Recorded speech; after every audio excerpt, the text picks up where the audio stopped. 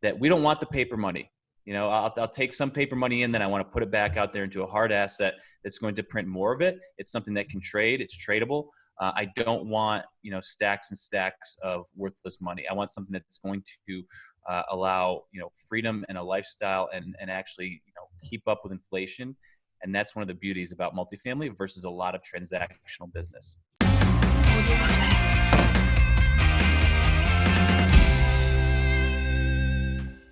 Hello, everybody. This is Jake Stenziano, host of the Wheelbarrow Properties Podcast, here with my co-host, the multifamily mentor, the coach, the chef, the father of six, the best-selling author.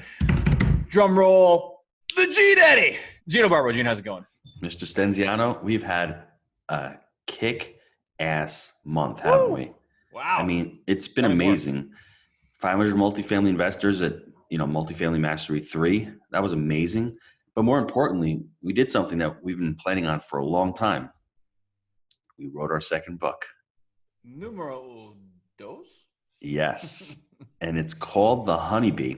And in this podcast, Jake and I really want to break down The Honeybee. Why did we write the book? I mean, we're going to talk about Wheelbarrow Profits, why we wrote that one. But The Honeybee, for us, we've had a great journey over the last 6 or 7 years with multifamily. We started out as the pizza guy and the drug rep, and we thought that multifamily was just a way to make a few bucks, a little bit of cash flow.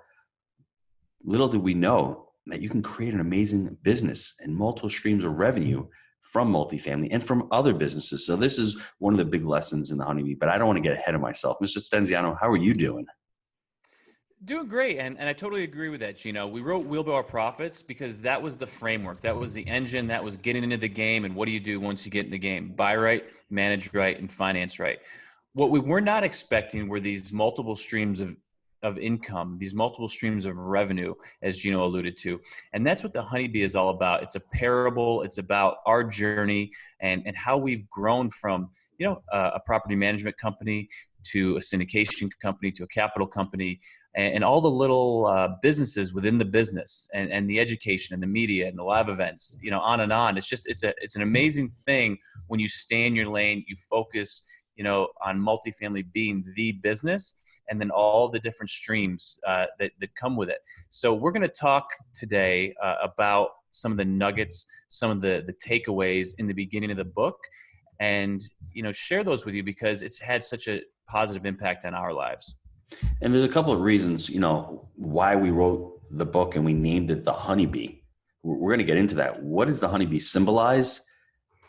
How do you create these multiple streams of revenue? We have lessons all throughout the book. If you want to go to jakeandgino.com/honeybee, you'll see some videos that I shot about all the lessons. You'll see the Rand Power Wheel there. It's just a lot of information. If you want to buy the book, you can click on there and buy the book through there. So I was excited about writing it because as we started writing it, it became so clear. It's just a journey. You start with 1 foot and then you commit and then you figure it out with that investment, that 25-unit property. 6 months later, we have another 36-unit property. Then 6 months after that, we have another 136-unit property. We have 200 units within the first year of our investing careers. It took us a little time to get there, right? But then after that, Jake decided to start the Wheelbarrow Profits podcast. I don't know what he was talking about. He said, let's start a podcast. I didn't know what a podcast was, but we're off and running. That would have been our third stream of revenue. The investment was the first one. We had the property management was the second one. And the education was the third one. And, we documented all this and it started making sense to us. And it made us become much better investors as we started educating ourselves. And that was one of the huge takeaways. You're also giving back to others, but you're also becoming better yourself. Yeah, so Gino talked a little bit about the pizza guy and a drug rep. Well, I'm going to talk a little bit about the silent killer. This is the first nugget. And we're not talking about heart disease. We're talking about the silent killer of the middle class. And that's inflation. So what we realized early on in our multifamily investing careers is that transactions don't create wealth. Equity does. Let's take a step back and think about that. You go out, you fix and flip a house. Great. You just made a nice lump sum of money. You also got taxed on that lump sum of money. And you also have no way to keep up with inflation. The reason we love multifamily is because we go buy an apartment building. It pays us every month while we sleep. Then at the end of the year, or maybe halfway through the year, depending on where it's going, we'll actually make sure that we're keeping up with inflation by raising the rents.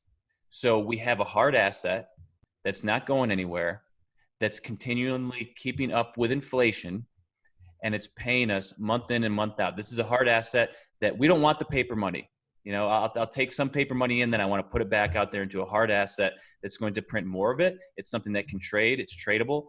I don't want, you know, stacks and stacks of worthless money. I want something that's going to allow, you know, freedom and a lifestyle and actually, you know, keep up with inflation. And that's one of the beauties about multifamily versus a lot of transactional business. So let me repeat that. Then go ahead, Gino. Jake, it's transactions don't create wealth. Equity does. And I challenge everybody out there who's listening. Are you living that rat race lifestyle, even if you're fixing and flipping homes? Because the problem with that model is once you've sold a home, you need to go find another one and do it again and doing it again. And you're beholden to the market cycle. Whereas with us, we're buying a property, we're managing it well, we've got great tax benefits, we're paying down the principal, we're controlling our destiny, and we're able to create a scalable business through multifamily. We're also aligning with basic human needs. Now, the GDAD, you want to share what those basic human needs are with the folks? Oh, there's 3 of them? There's 3 of them, Mr. Stenziano. We always talk about them, and this is why multifamily is amazing and it's important. The 3 needs are food, clothing, and apartments. Shelter? Oh, apartments. All right. And Jake, just one statistic. I want everyone to just think about this. Every day, there are 10,000 baby boomers turning 65 years old. What do those baby boomers do? A lot of them live up in the Northeast and in California. They sell their homes, they cash out, and they go to sunnier pastures. And what do? They rent. We can go on with the millennial and the student debt crisis that we have, 1.5 trillion and growing.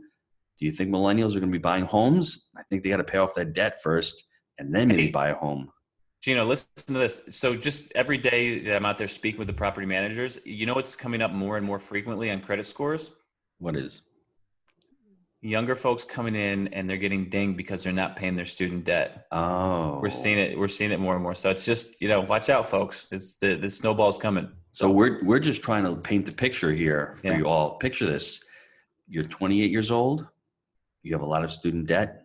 You can't buy a home. We go into a recession right now. That just compounds the problem where you can't qualify for a mortgage. So what's going to happen? These people are going to be going into apartments. That's why we love the apartment space. Yeah, no, it's great. So the second lesson for today is the honey trap. The honey trap is the job. I was out there. I was in corporate America, going back to when I was working for the pharmaceutical company, and they would dangle the carrot. We're going to give you a raise this year, and the stick is the job.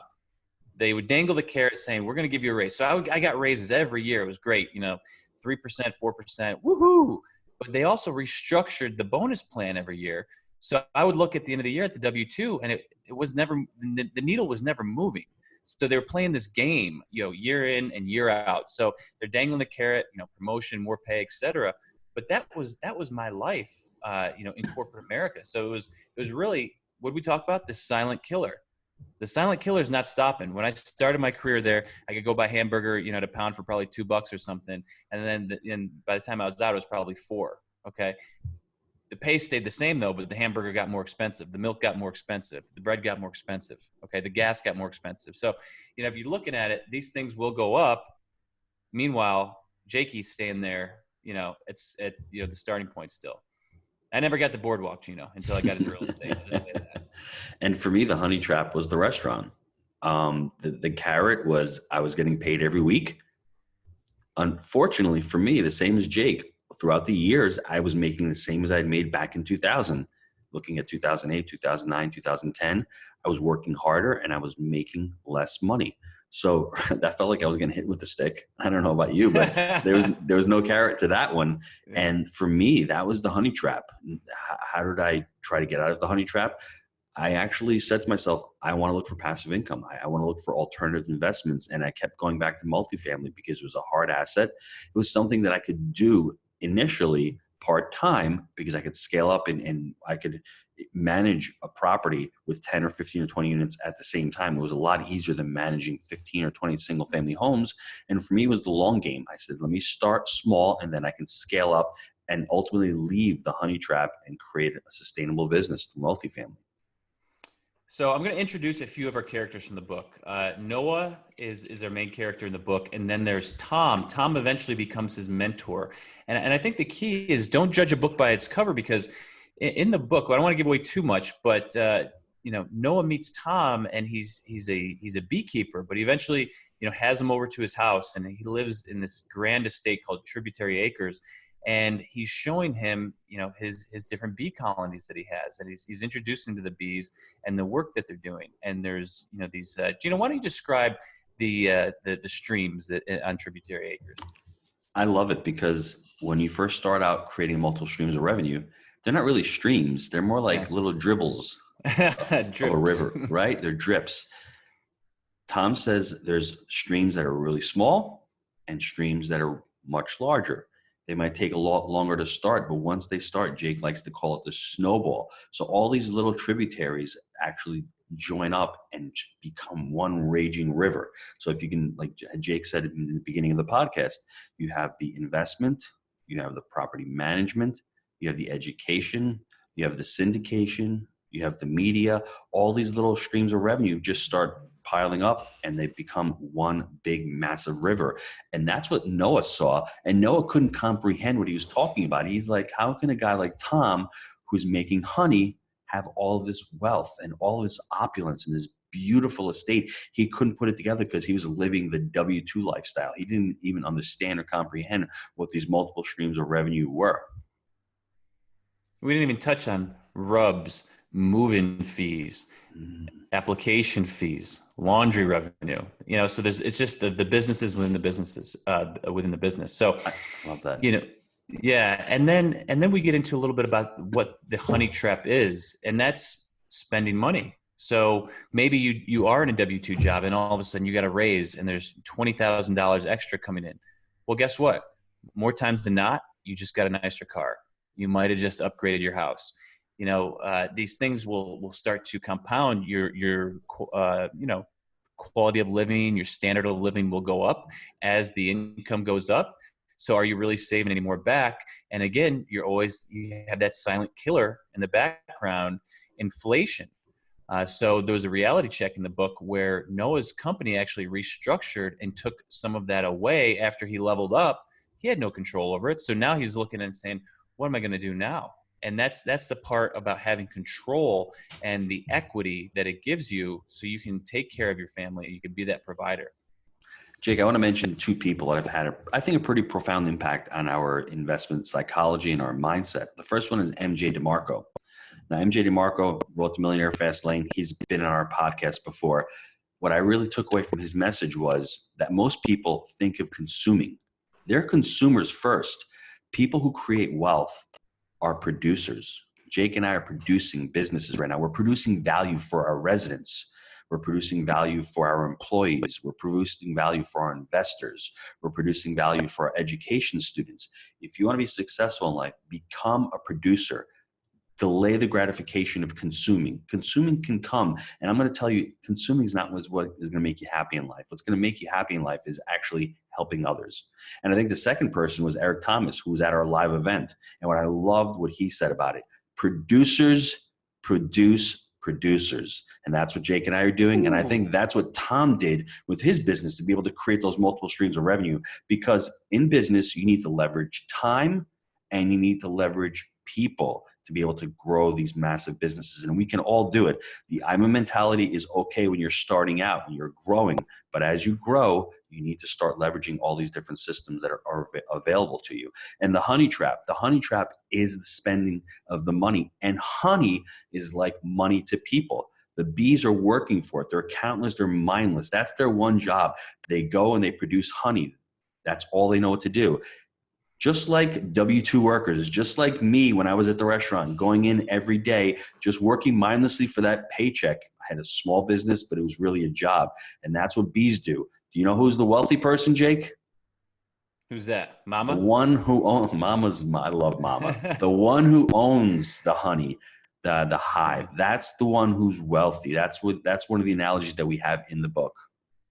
Very cool. Gang, if you like what you're hearing so far, you can click the link in the show notes or go to jakeandgino.com to buy a copy, and we'll actually give you a free micro course for listening to the podcast. It is our 25 rules of thumb. Now, back to the show. G-Dad, hit us with the first 3 lessons. What you got? So let's break them down. The first lesson is to escape the honey trap. As we had said previously, transactions don't create wealth. Equity does. Now, let me just roll this off for a minute or two, Jake, and give everybody a little bit of context. I like to break down the 3 wealth classes as stocks, bonds, number 1, businesses, number 2, and 3 is real estate. Now, wealth can be created by all 3 of these asset classes. That's a key to use leverage of time, like I said, resources, people, and money to create equity and passive income. Now, in the book, I'm going to read off these action steps that we've created to start out by escaping that honey trap. I think the first thing that everybody needs to do on this call, and I challenge everyone to start with these lessons if you haven't, because it's really important. This was one of the keys to my success. You need to create a budget for yourself. If you're spending more money than you're making, you're never going to become financially free. You have to create a budget for yourself. Like I had said, consumer versus producer. Really important. Create a budget for yourself. We have tools at jakeandgino.com that can help you start creating a budget. The second one is begin to save 10% of everything you earn. We are avid readers. We love Richest Man in Babylon. That's his first law. Put away 10% of everything you earn. And if you can't do that, start with 1%, start with 2%, start delaying gratification. Once that budget is created, I will guarantee you, you're going to save between 10 and 20% of your income because you're going to see money going to places you never thought. So that's how you're going to be able to start saving 10% of everything if you create a budget. And you know what, Jake? It's hard to create a budget. You know that? But Hard it's to stick to it. But it's also hard to become financially free. There's nothing easy in life that's worth it. So you have to put work and effort into this. So create the budget, number 1. Begin to save 10% of your income, number 2. If number not 3 more. or more. But let's start at 10%. I think everybody can start at 10%.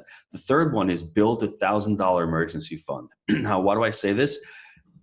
I think if something happens in your life and you have a repair in your car or your air conditioner goes out and you need to come up with that money and you don't have the money, what happens to your day? You have a terrible day. You start stressing out. You might lose sleep. But if you have that little emergency fund, you're not going to really stress out over it. It's important to have that emergency fund for you to be able to tap into that. Start creating that emergency fund.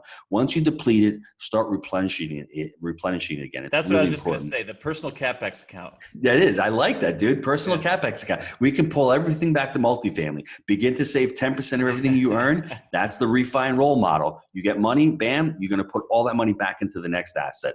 The next one, number 4, I think, is build your 3 to 6 month surplus fund. Now, what this means is, for me, when I left the restaurant business and went into real estate full time with Jake, and we did Jake and Gino, I had money set aside that, you know what, if I didn't make money in my properties for that month or my cash flow was lower that month, I had something to fall back on. So it's really important that you build that 3 to 6 month surplus fund, especially if you're working. When you get sick, you have problems with your health and you need to take a couple months off. Or listen, if you just want to go on vacation for a month or just switch jobs, you have that. To be living an empowering life is so important and so crucial. Give yourself the ability to do that. Build your 3 to 6 month surplus fund. And I think the last one is start creating your personal financial statements, as what Robert Kiyosaki would call your report card, financial report card. That's really important. Once you start seeing that, you're either going to be really happy at the results or you're going to be really pissed off and you're going to start working to get those results much better. Yeah, and I think the important thing about that, as a multifamily investor, you're going to need this every couple months anyways. You know, if you're dealing with multiple banks, they're going to want to see it. You're going to have a new deal coming through. You got to keep these things updated because they are tools that you will use day in and day out in your business. So real quick to recap. Number 1, everyone, write this down. Create a budget. Number 2, save 10% of everything you earn. Number 3, build a $1,000 emergency fund. Number 4, build your 3 to 6 month surplus. And number 5, start creating your personal financial statements. Boom. Love it. So the second one is to find your surpluses. Every stream has a surplus. I mean, we can give you examples of our surpluses from the education. Jake had mentioned the laundry, to ratio utility billing systems, to late fees, to cable contracts. Whoever thought of cable contracts? I mean, it's endless. If you leave your trash out on the front doorstep, we're dinging you. Okay. And it's not to be mean. We want to clean property, and it's fair to your neighbors. If they're taking it there, you should too. And it's funny that Jake says that. A lot of properties have trash valet right now. They charge $20 a month. Yep. They charge $20 a month to trash valet to leave the tenants, leave the bags out. Maintenance goes and throws it away. So look at your own life and find your surpluses. If you have a certain skill set, like if you're a really good writer, start writing and start selling that. We all have surpluses in our lives that we can tap into and start creating additional streams of revenue. Awesome. And the last one, my favorite, make it happen. Education times action equals results. I truly believe that's the success formula to get into multifamily. Education times action will equal your results. You have to MIH. There's going to be, hard times, especially in the beginning when you're starting out, you're getting your systems. So you have to have a make it happen attitude. And this is why make it happen is one of the core values within our business. And Jake, I just thought about this as you're talking. We all have these stings, but when you and I have a sting right now, it doesn't bother us as much because we've gone through a lot of stuff, but also we can lean on each other and say, you know what, Jake, I'm having the problem with this, or I'm having a problem with property management, or the education's not going the way it's supposed to. And we can actually consult with each other. So there's a couple of ways to help you to make it happen. Seek out a mentor, seek out somebody that can help you. Like Jake said, education. You can either pay to play or you can seek to serve. I paid to play in the beginning. That's what I was doing because I needed coaching. I needed training on how to do this stuff. And then as I started growing my network, all of a sudden I started partnering up with people who were smarter and better than me and had different skill sets that were able to help me make it happen. Because real estate you're not in an island in real estate. It's really, Jake always likes to say this, it's a team sport. Because you have so many different aspects of it, from the property management to raising the capital, to underwriting the deal, to dealing with the brokers. And all those aspects, they need help. So as you start building your team out, you're going to start leaning on others to help you make it happen. And as you grow in your skill sets, the problems that you had 3 or 4 years ago, they're going to seem really insignificant as you start growing. Yeah, I love what Ray Dalio says about that too. It's another one of those. These things will happen. Every time these things happen, they will happen again. Document them, reflect on them, and put a solution in place. So the next time that happens, you go back to your standard operating procedure or whatever document you're using, Google Docs, whatever. Hey, this is what happened before. This will happen again. What do we do when it comes up? Because guess what? At that point, you're no longer thinking. You're following the yellow brick road. The thinking, the uncertainty, that's what will kill us. That's what will jack up the cortisol in our bodies. Remove that by documenting it, putting a procedure in place, and then having a team that's capable to handle it. In the book, Noah gets stung because he goes to visit Tom. He rushes by putting his bee suit on. He doesn't go through the steps. One of my biggest mistakes was the due diligence process. I didn't know what due diligence was when I first started investing. I rushed and bought a property. I didn't put on my bee suit, and I didn't watch the master. And that's what Noah did. He gets stung and he gets all pissed off, throws his mask off and says, "They stung me." And Tom's like, "No, it was your fault." Woo! Commit and then make it happen. Take responsibility as entrepreneurs, as people. I know everyone who's successful, anyone who's successful on this call knows that they've been responsible for their lives. And as Rick Sapio said at our live event, the definition of an entrepreneur is anyone who takes responsibility. A housewife who takes responsibility, she's an entrepreneur. So you have to look at it that way. Anyone who takes responsibility. And when Noah finally admits responsibility that, it was his fault, it wasn't the bee's fault, that's chance to grow. And that's a chance that next time it happens to adopt that make it happen attitude. Yeah. Be man enough to own those outcomes. I love that, Gino. This is awesome. We don't want to give away the farm, because we want you guys to get out there and still check the book out. I think, we put over a year into producing this bad boy, and I really think everyone's going to find a lot of value in it and enjoy it. So again, hop on over to jakeandgino.com or the show notes, grab yourself a copy, and then, get one for your business partner as well, because they're going to want to hear this after you start reading it and sharing it. It's going to be better for them to just read it. So G-Dad, anything else? I just want to thank you for being on the call. I mean, this is a lot of fun because I read the book, I've written the book, and just always dwelling on it, always little action steps keep popping out. And I want people really to read it, enjoy it. It's written as a business parable. It's a story It's very enjoyable read. Yeah. That even Jake and I can read. We don't have to audible this one. We can actually read this one, right? And it's just really about a story. And what I think is great about it is it can be applied to almost any business out there. We apply it to our multifamily business, but there's also other action steps or action items for other companies or other businesses, whether you're in the restaurant business like I was, whether you're a residential broker, any business it can be applied to. Just have an open mind and be willing to, follow the book and look at those lessons and follow those lessons that we've laid out in the book. Multiple streams of income and revenue are very real. We're, living proof of that. It's just, when you get out there, I think it helps to create those multiple streams around the main source. And I think you'll find that within the book. So G-Dad, appreciate your time today. Thanks, Mr. Stenziano. Take care, everybody. Thanks. See you, gang. Hello, everybody. Jake and Gino here, and it's that time of year again. Rand Cares is looking to feed 20,000 hungry children this fall, and we can do it with your help. Our mission is to improve the lives of others by creating communities that allow people to become the best versions of themselves. Rand Cares was created to help further this mission.